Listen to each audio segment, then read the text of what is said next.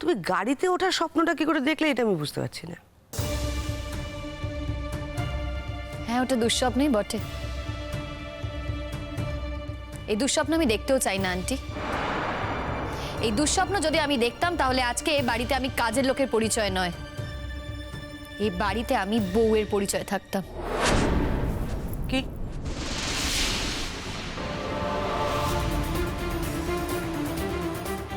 হ্যাঁ আন্টি, আমি ঠিকই বলছি। আর যে এই দুঃস্বপ্নটা দেখেছিল তার চোখ থেকে আমি সেটা সরিয়ে দিয়েছি।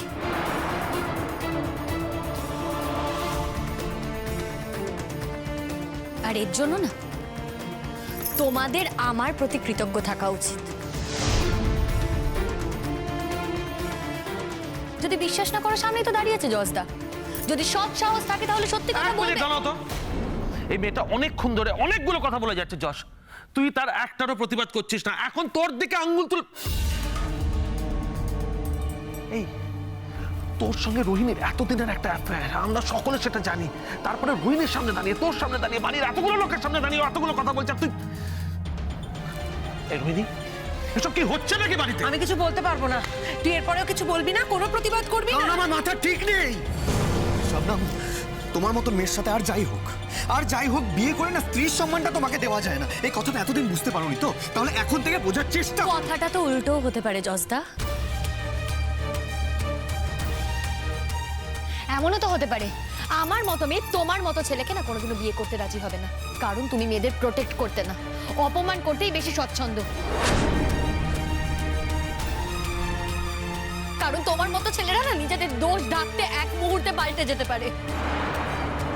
যশ যখন এতই খারাপ, তাহলে যশের সঙ্গে সম্পর্কটা রাখার দরকার কি তোমার? তোমার কত বড় সাহস শবনম, তুমি যশের বাড়িতে দাঁড়িয়ে আমার সামনে যশকে এই কথাগুলো বলছো, এভাবে অপমান করছো। তুমি জানো যেখানে যশের সঙ্গে আমার কতদিনের সম্পর্ক এবং ঠিক কিরকম সম্পর্ক। রোহিণীদি, তুমি তো অনেক কিছুই জানো, কিন্তু সবার সামনে সত্যি কথাগুলো স্বীকার করছো না। আচ্ছা রোহিণীদি, তোমার আমাকে নিয়ে ভয়টা কোথায় বলো তো? এটাই ভয় তো যে জজদা না আমার কাছে চলে আসে। কি রোহিণীদি, তাই তো? আর তার জন্যই তুমি ডেসপারেট হয়ে অনেক কিছু করেছো, কিন্তু এখন তোমার আর সেই সব কথাগুলো মনে নেই। কিন্তু আমার সব মনে আছে, কারণ এই পুরো বিষয়টা তো আমি ভিকটিম ছিলাম। আর জজদা, একদিন তুমি বলেছিলে, আমাকে দিয়ে বলিয়ে নিয়েছিলে যে তোমার অনুমতি ছাড়া আমি তোমার বাড়ি থেকে যেন কোথাও না চলে যাই। আমি কিন্তু সেই কথাটাই মেনে চলছিলাম।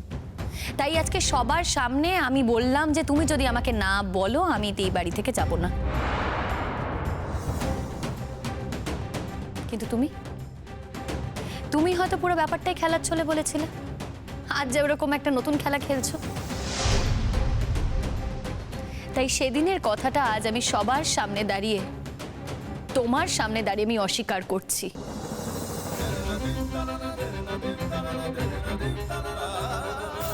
অস্বীকার করছি আমি জজদা। তাই আমি এখান থেকে চলে যাব। সেদিনের কোনো কথার দাম আমার কাছে নেই। আমি আমার বই খাতাগুলো নিয়ে এখান থেকে চলে যাব।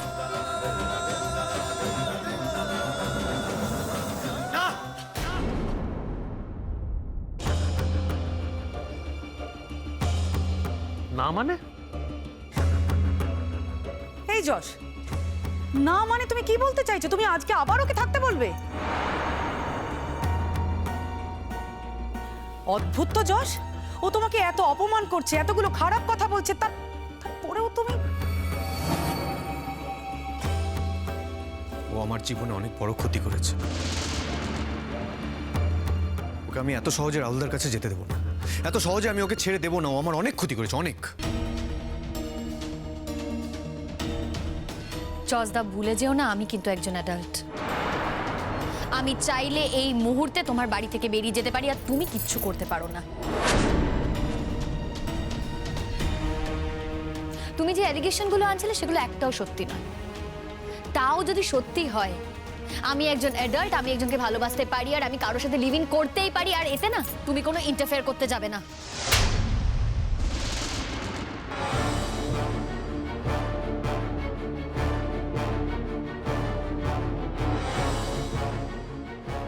দিন কেনা হয়ে গেছে না, হয়ে গেছে দিন কেনা। এতদিন যে ভিজে বেড়ালছে যে থাকতে, এখন নিজের খোলসটা খুলে আসল রূপটা সবাইকে দেখাচ্ছ।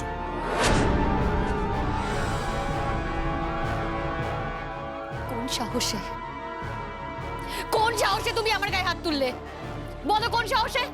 কি করবে তুমি? কি করবে তুমি? পুলিশ ডাকবে তো? পুলিশ ডাকবে, ডাকো। আমিও সবাইকে বলবো, চিৎকার করে করে সবাইকে বলবো তুমি আমার যা যা ক্ষতি করেছো, এতদিন ধরে যে মিথ্যে কথা বলেছো না, কলেজ ক্যাম্পাসে গিয়ে চিৎকার করে সবাইকে জানাবো, সবাইকে বলবো।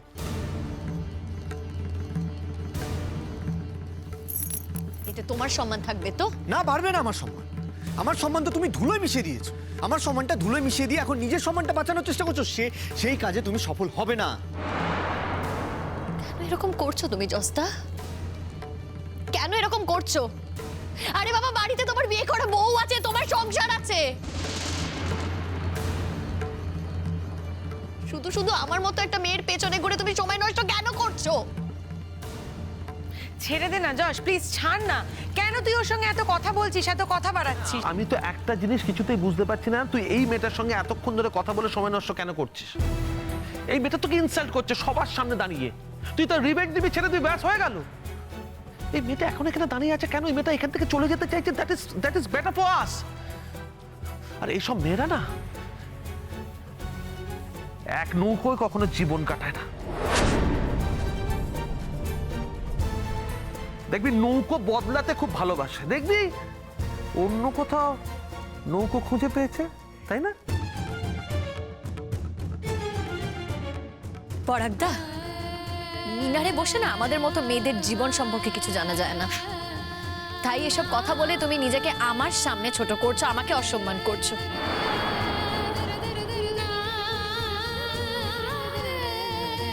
আর আমাদের মতো মেয়েদের মানুষের জীবন তোমরা জানবে সে দুরাশাও আমি করি না। এই তোমরা যতটা জানো সেটা অর্ধেক জানো।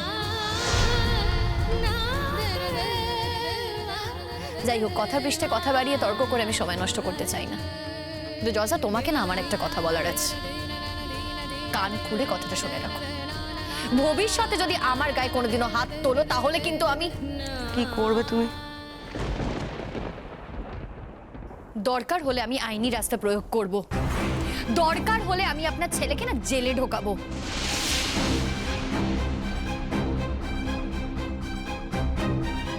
আন্টি, আমি গরিব বলে আপনাদের বাড়িতে আশ্রিত ছিলাম বলে আমার গায়ে না যখন তখন হাত তোলার অধিকার বোধ আপনাদের জন্মে যায় না।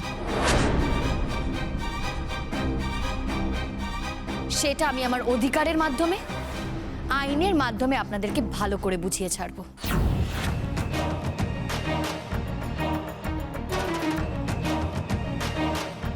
বোঝো এবার? বুঝতে পারছো তো যশ? কি বিষ তুমি বাড়িতে ঢুকিয়েছিলে, বুঝতে পারছো? চলে যাও, এক্ষুনি চলে যাও। কে থাকতে বলেছে তোমাকে এ বাড়িতে?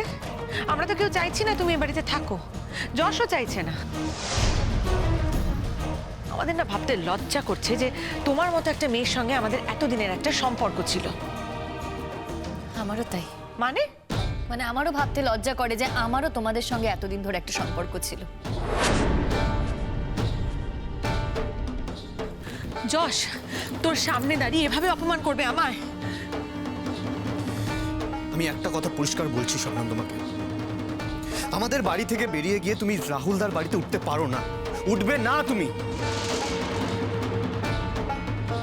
আর যদি আমার কথা অমান্য করো তাহলে কিন্তু তার দাম তোমার প্রাণ দিয়ে দিতে হবে। হ্যাঁ, হতে পারে তোমার নিজের প্রাণ দিয়ে নয়, কিন্তু অন্য কারো প্রাণ দিয়ে দিতে হবে। কিন্তু আশা করি বুঝতে পারছো কি বলতে চাইছি। তারপরও তুমি তার দাম দেবে কি দেবে না সেটা তোমার ব্যাপার। আমার যা বলার আমি বলে দিলাম। আমার বাড়ির লোকের মুখ ছোট করে তুমি রাহুলদার বাড়িতে উঠতে পারো না। আমি কথা দিয়েছিলাম তো একদিন যে তোমার লেখাপড়া কমপ্লিট না হওয়া পর্যন্ত, তুমি নিজের পায়ে না দাঁড়ানো পর্যন্ত তুমি আমার বাড়িতে থাকবে। আমি তো ফিরিয়ে নিইনি আমার কমিটমেন্ট। ফিরিয়ে নিয়েছি কি? তুমি যে কমিটমেন্টটা দিয়েছিলে, যে কথাটা দিয়েছিলে, সেটা তুমি রাখবে কি রাখবে না ভেবে দেখো।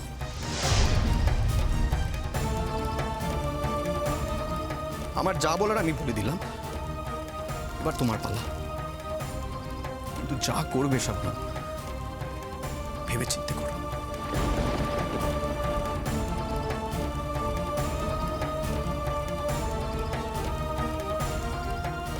হ্যাঁ হতে পারে, হতে পারে তোমার নিজের প্রাণ দিয়ে নয়, কিন্তু অন্য কারো প্রাণ দিয়ে দিতে হবে। কিন্তু আমি তো ফিরিয়ে নিইনি আমার কমিটমেন্ট।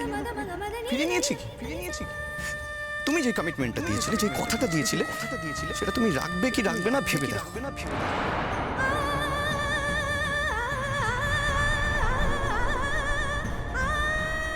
হ্যাঁ হতে পারে তোমার নিজের প্রাণ দিয়ে নয়, কিন্তু অন্য কারো প্রাণ দিয়ে দিতে হবে। কিন্তু আমি তো ফিরিয়ে নিইনি আমার কমিটমেন্ট।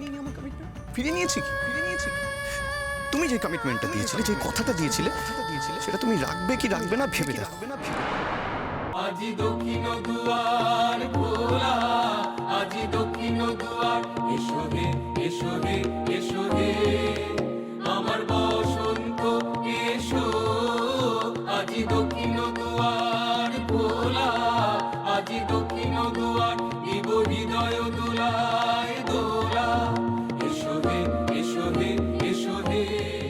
শাবনাম, আমি কিন্তু কালচারাল কমিটির কনভেনার।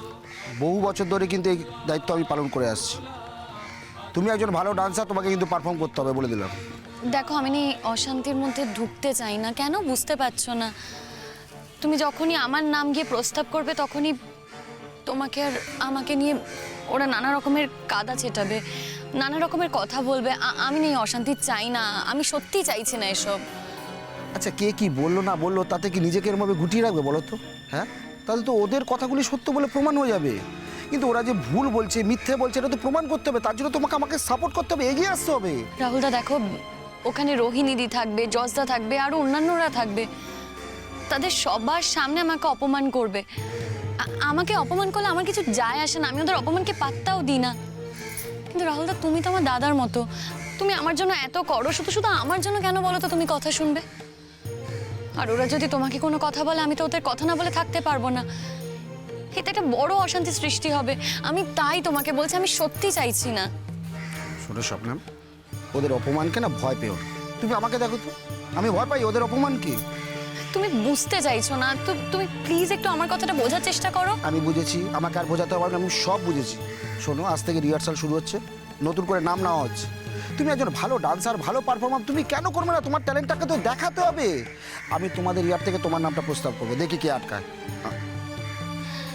আমার না সত্যি ওদেরকে ফেস করতে একদম ইচ্ছে করছে না। শাবনাম, ফেস তোমায় করতে হবে এবং সেটা বারবার করতে হবে। তোমাকে বুঝিয়ে দিতে হবে তুমি ওদের ভয় পাও না, ওদের অপমানকে তুমি ভয় পাও না, এটা বুঝিয়ে দিতে হবে।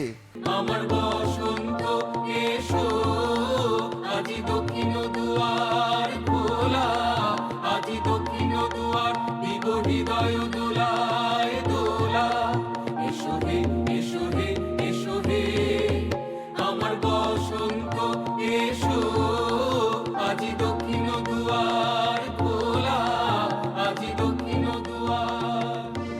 দেখো শাবনাম, আমি বুঝেছি তুমি কাল ওর বাড়িতে ছিলে, তোমাকে যথেষ্ট অপমান সহ্য করতে হয়েছে, কিন্তু আমি তো এটাই বুঝতে পারি না তুমি এত অপমান সহ্য করে কেন ওই বাড়িতে পড়ে রয়েছে। বেরিয়ে এলেই তো পারো। হয়তো একদিন বেরিয়ে আসবো। আমি একদিন ওকে কথা দিয়েছিলাম, ও না বললে আমি ওর কাছ থেকে চলে আসবো না।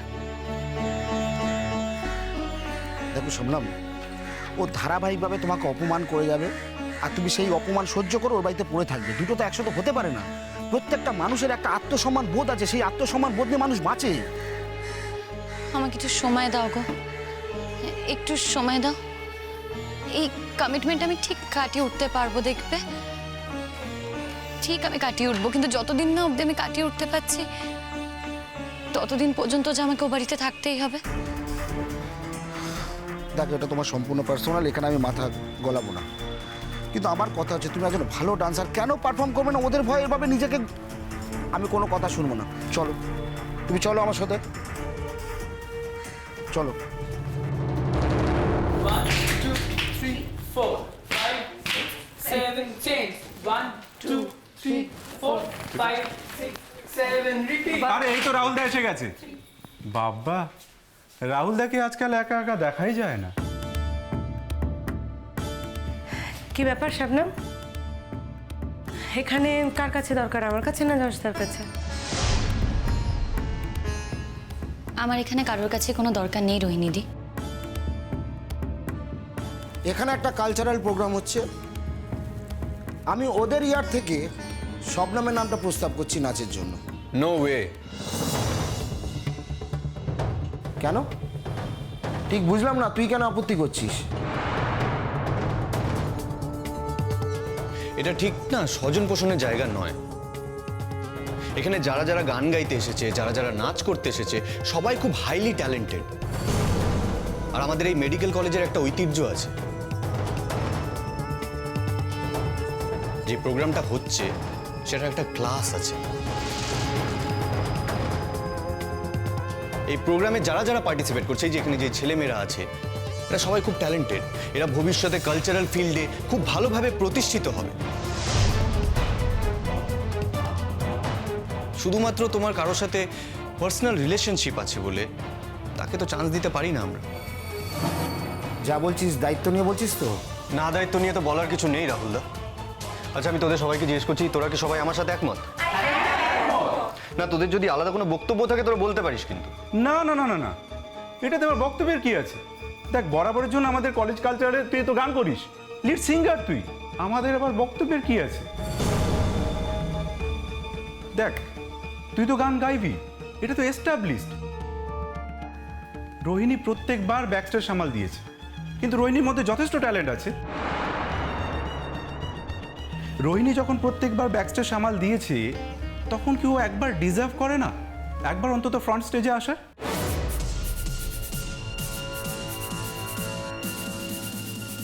আর সেই জন্য আমরা রোহিণীকে নাচের দায়িত্ব দিয়েছি। রোহিণী এবার পারফর্ম করবেই। শোনো রাহুলদা, বাকি যারা রয়েছে তাদেরকে আমরা প্রত্যেক ক্লাস থেকে বেছে নিয়েছি। হ্যাঁ বেঁচেছিস, তবে একটু ভুল করেছিস। সব ক্লাস থেকে সব ট্যালেন্ট তুলিস নি। এই যেমন শবনম, তাকে সিলেক্ট করিস নি। আমি ওকে ইনক্লুড করছি, মানে আমি ওকে ইনক্লুড করছি। ওকে, তুমি এই কমিটির কনভেনার বলে তুমি তোমার দায়িত্ব পালন করতে চাইছো, তার জন্য তুমি ওকে আনতে চাইছো। ঠিক আছে, তুমি তোমার দায়িত্ব পালন করতে পারো, কিন্তু তুমি হয়তো এটা ভুলে যাচ্ছ যে এই কমিটির সেক্রেটারি কিন্তু আমি। সুতরাং আমার মতের বাইরে গিয়ে তুমি কাউকে এখানে আনতে পারো না। শুধু তাই নয় যশ, আমরা এই কমিটির মেম্বার, আমাদেরও একটা সিদ্ধান্ত আছে। ছেড়ে দাও না রাহুলদা। এখানে যারা আছে, যারা তোমার আমাকে এখানে নিয়ে আসার জন্য প্রতিবাদ করছে, তারা কিন্তু অনেকেই ভালো করে জানে যে আমি এখানে অনেকের থেকেই ভালো নাচি। আসলে কি বলতো, আমি গরিব গ্রামের অন্য ধর্মের একটা মেয়ে।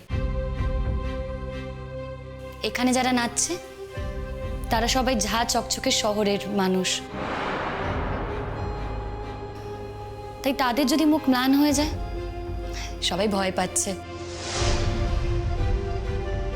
ঠিক আছে, কোনো ব্যাপার না। দেখো, আমি তো নাচতে চাইও নি, তুমি আমাকে জোর করে এখানে নিয়ে এলে।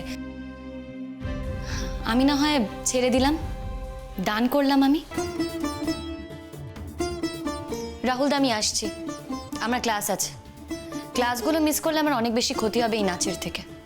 এই দাঁড়াও দাঁড়াও দাঁড়াও, এক সেকেন্ড। কাকে কি দান করলে তুমি? হ্যাঁ, মানে আমার পারফরমেন্সটা আমি ছেড়ে দিলাম। দেখো, চাইলেই আমি পারফর্ম করতে পারতাম, কিন্তু করছি না, ছেড়ে দিচ্ছি আমি। এতে তো কোনো কমপ্লিকেশন নেই, আর তো কোনো সমস্যা রইল না। তার মানে তুমি বলতে চাইছো যে তুমি একমাত্র ভালো নাচো, আর এখানে যারা যারা রয়েছে তারা কেউ ভালো নাচতেই পারে না? এই বাবা রোহিণীদি, আমি কিন্তু একবারও এই কথা বলিনি, এটা কিন্তু তুমি খুব ভালো করেই জানো। আমি বলেছি যে এখানে যারা নাচ করছে তাদের অনেকের থেকেই আমি ভালো নাচ করি। আর দেখো, এটা তো সত্যি, মানে যেটা পারি সেটা তো বলবোই। আর দেখো, ছোটবেলা থেকে আমি রঞ্জা পিসির কাছে নাচ শিখেছি। এখানে কজন তার দাম দিতে পারে বলো? তাই সেটা নিয়ে আমার কোনো সমস্যা নেই। আর আমি না অত বিনয়ীও নই, মানে যেটা পারি করতে সেটা স্বীকার করতে আমার কোনো আপত্তি নেই। রোহিণী, গ্রামের স্ট্যান্ডার্ডের ভালো আর শহরের স্ট্যান্ডার্ডের ভালো দুটো যে এক নয়, দুটোর যে মিল নেই সেটা তুই ওকে ভালো করে বুঝিয়ে দিসনি। বাবা প্লিজ, আমার অত সময় নেই যশ, আমি ওকে এইটা এখন ডিফারেন্স বোঝাতে যাব? শোনো শাবনাম, বরং তোমায় যেটা বলতে পারি, একটু বিনয়ী হও, একটু বিনয়ী হও, একটু অন্যকে সম্মান করতে শেখো, তবে না এতটা অহংকার করো, না হলে করো না।